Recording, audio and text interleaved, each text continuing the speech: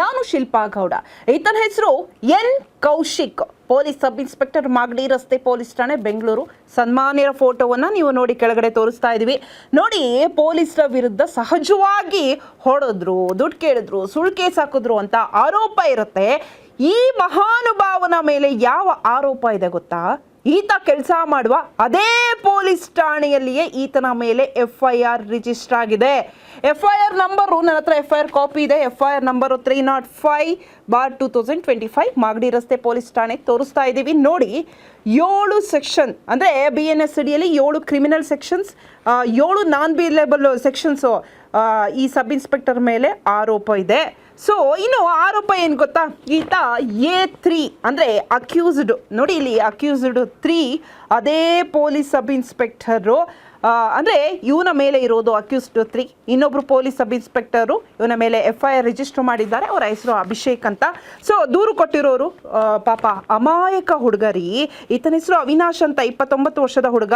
ಅವನ ಮನೆಗೆ ಈ ಪೊಲೀಸ್ ಸಬ್ ಇನ್ಸ್ಪೆಕ್ಟ್ರು ಕೌಶಿಕ್ ಇದನ್ನಲ್ಲ ಗೂಳಿ ಥರ ನುಗ್ತಾನೆ. ಅವನನ್ನು ಕರ್ತ್ಕೊಂಡು ಬರ್ತಾನೆ. ಪಾಪರಿ ಅವನ ತಾಯಿಗೆ ಬೇವರ್ಸಿ ಮುಂಡೆ. ಇದು ನಾನು ಹೇಳ್ತಾ ಇಲ್ಲ, ಈ ಒಂದು FIRನ ಓದ್ತಾ ಇದ್ದೀನಿ. ಸೊ ಈ FIR ಅಲ್ಲಿ ಅವನ ತಾಯಿಗೆ ಬೇವರ್ಸಿ ಮುಂಡೆ ಅಂತ ಬೈದು ತಂಗಿಯ ಕೈ ಹಿಡಿದು ಎಳ್ದಾಡ್ಯಾರೆ. ಪಾಪರಿ ಜೀಪಲ್ಲಿ ಹೆಣ್ಣು ಮಕ್ಕಳನ್ನ ಕೂರಿಸ್ಕೊಂಡು ನೋಟಿಸ್ ಕೊಡದೆ ಬಂದು ಅರೆಸ್ಟ್ ಮಾಡಿ ಆಮೇಲೆ ಪೊಲೀಸ್ ಸ್ಟೇಷನಲ್ಲಿ ಅವ್ರನ್ನ ಕರ್ಕೊಂಡು ಹೋಗ್ತಾರೆ.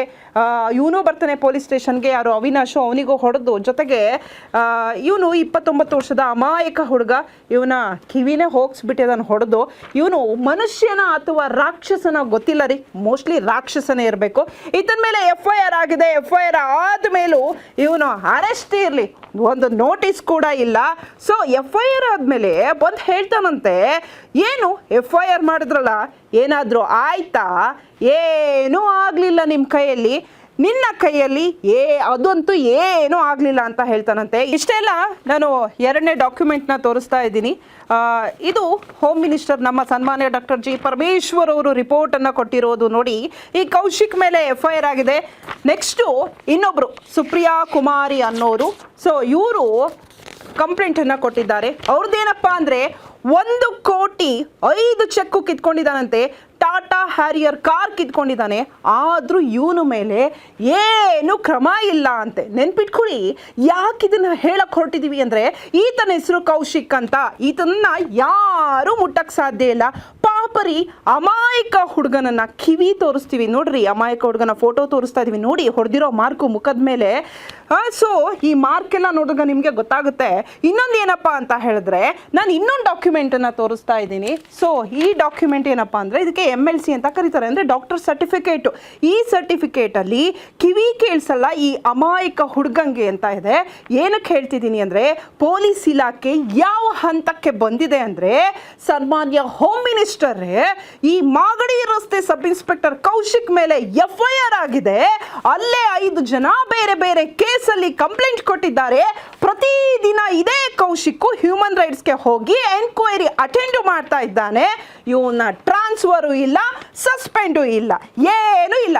ಬಂದವ್ರಿಗೆ ಇದೇ ಕೌಶಿಕ್ ಏನು ಹೇಳ್ತಾನೆ ಅಂದರೆ, ಏನು ಕಿತ್ಕೊಂಡ್ರಿ ನನ್ನ ಮೇಲೆ ಕಂಪ್ಲೇಂಟ್ ಕೊಟ್ಟು ನೀವು, ನಾನು ಯಾರು ಗೊತ್ತಾ ಅಂತ ಹೇಳ್ತಾನಂತೆ.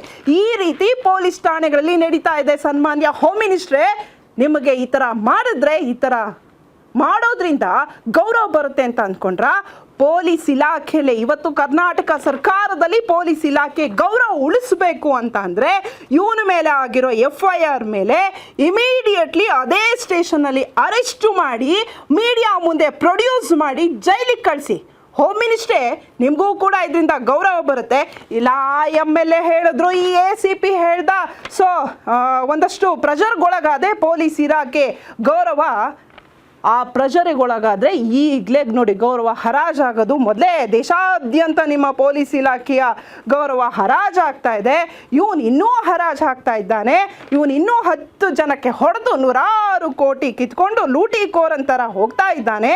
ಎಲ್ಲಾದರೂ ಉಂಟಂದ್ರಿ ಪೊಲೀಸ್ ಸ್ಟೇಷನ್ನಲ್ಲಿರೋ ಪೊಲೀಸೇ ಕ್ರಿಮಿನಲ್ಲು, ನಾನು ಹೇಳ್ತಾ ಇಲ್ಲ. ಆತನ ಮೇಲೆ ಅದೇ ಸ್ಟೇಷನ್ನಲ್ಲಿ FIR ಆಗಿದೆ. 7 ಕ್ರಿಮಿನಲ್ ಸೆಕ್ಷನ್, ಅದು ನಾನ್ ಬೇಲೇಬಲ್ಲು.